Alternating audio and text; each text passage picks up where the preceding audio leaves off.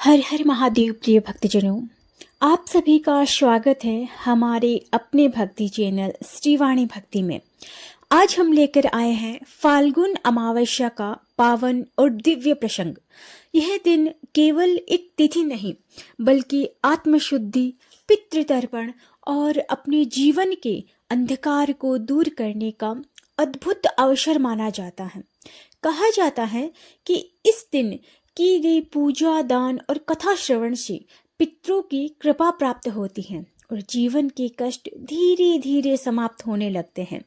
फाल्गुन अमावस्या हमें सिखाती है कि जैसे अमावस्या की घोर अंधेरी रात के बाद चंद्रमा फिर से प्रकाश लेकर आता है, वैसे ही हमारे जीवन के दुख भी एक दिन समाप्त होकर सुख और शांति में बदल सकते हैं।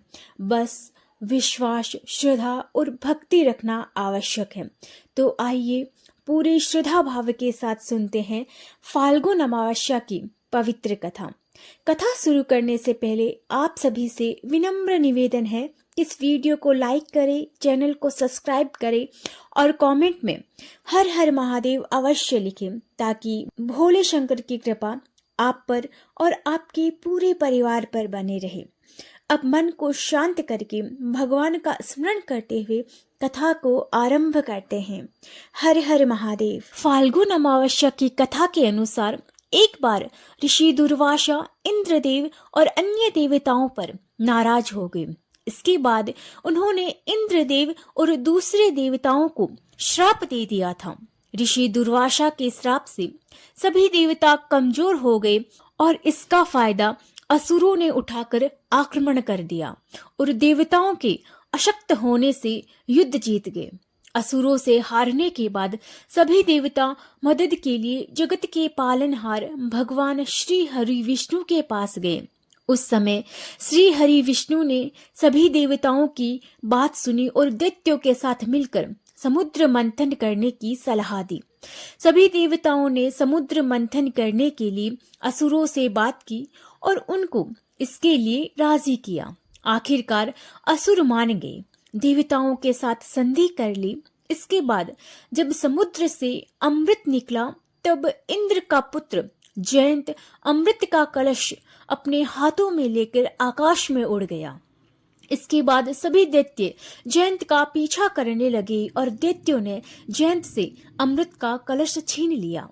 इससे फिर युद्ध शुरू हो गया और 12 दिनों तक अमृत का कलश पाने के लिए देवता और असुर घमासान युद्ध करते रहे। इस भीषण युद्ध के दौरान कलश से अमृत की कुछ बूंदें धरती पर प्रयाग, हरिद्वार, नासिक और उज्जैन में गिर गई। इस समय चंद्रमा, सूर्य, गुरु, शनि ने अमृत कलश की असुरों से रक्षा की थी। इधर जब यह कलह बढ़ने लगा, तब भगवान विष्णु ने मोहिनी का रूप रखकर असुरों का ध्यान भटकाते हुए देवताओं से छल से अमृत पान करा लिया। तब से ही अमावस्या की तिथि पर इन जगहों पर स्नान करना बहुत शुभ माना जाता है। अब हम फाल्गुन अमावस्या की एक पौराणिक कथा सुनते हैं। फाल्गुन अमावस्या की पौराणिक कथा के अनुसार एक गरीब ब्राह्मण परिवार था, जिसमें पति, पत्नी और उनकी एक पुत्री थी। उनका जीवन सामान्य ही चल रहा था। जैसे जैसे वर्ष बीतते गए, उनकी पुत्री भी धीरे धीरे बड़ी होने लगी। बढ़ती उम्र के साथ उससे स्त्रियों के गुणों का भी विकास होने लगा। वह देखने में अत्यंत ही सुंदर, सुशील और सर्वगुण संपन्न थी, लेकिन गरीब परिवार की होने के कारण उसका विवाह नहीं हो पा रहा था। एक दिन उस ब्राह्मण के घर एक साधु महाराज पधारे।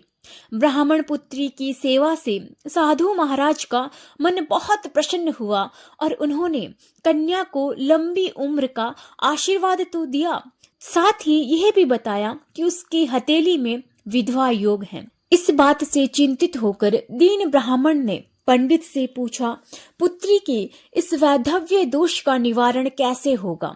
साधु महाराज ने कुछ देर विचार करने के बाद अपनी अंतर्दृष्टि से ध्यान करके बताया कि कुछ दूरी पर एक गांव में सोना नाम की धोबिन जाति की एक महिला अपने बेटे और बहू के साथ रहती हैं।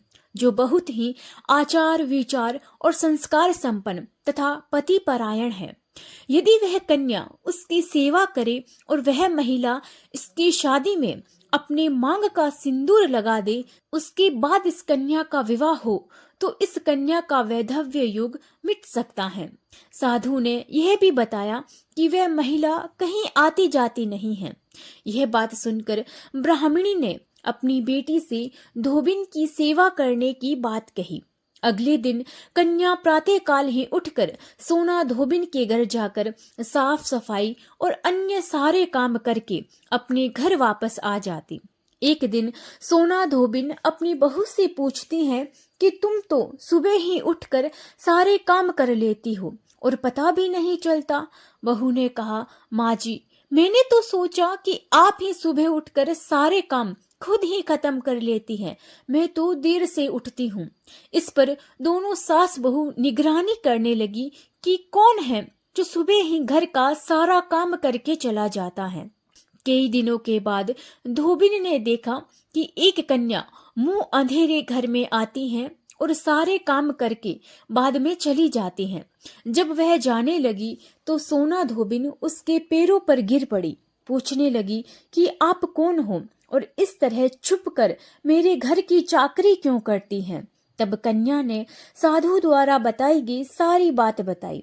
सोना धोबिन पति परायण थी, उसमें तेज था, वह तैयार हो गई। सोना धोबिन के पति थोड़ा अस्वस्थ थे। उसने अपनी बहू से अपने लौट आने तक घर पर ही रुकने को कहा। सोना धोबिन ने जैसे ही अपने मांग का सिंदूर उस कन्या की मांग में लगाया तो उसका पति मर गया। उसे इस बात का पता चल गया। वह घर से निराजल ही चली थी, यह सोचकर कि रास्ते में कहीं पीपल का पेड़ मिलेगा तो उसे भंवरी देकर और उसकी परिक्रमा करके ही जल ग्रहण करेगी। उस दिन अमावस्या थी। ब्राह्मण के घर मिले पूरे पकवान की जगह उसने ईंट के टुकड़े से 108 बार भंवरी देकर 108 बार पीपल के पेड़ की परिक्रमा की और इसके बाद जल ग्रहण किया। ऐसा करते ही उसके पति के मुर्दा शरीर में वापस जान आ गई। धोबिन का पति वापस जीवित हो गया। इसीलिए माना जाता है कि इस दिन व्रत आदि करने से पुण्य फल की प्राप्ति होती है। अतः जो व्यक्ति अमावस्या के दिन 108 वस्तुओं की भंवरी देकर सोना धोबिन और गौरी गणेश का पूजन करते हैं, उसे अखंड सौभाग्य की प्राप्ति होती है। बोलिए अमावस्या माता की जय।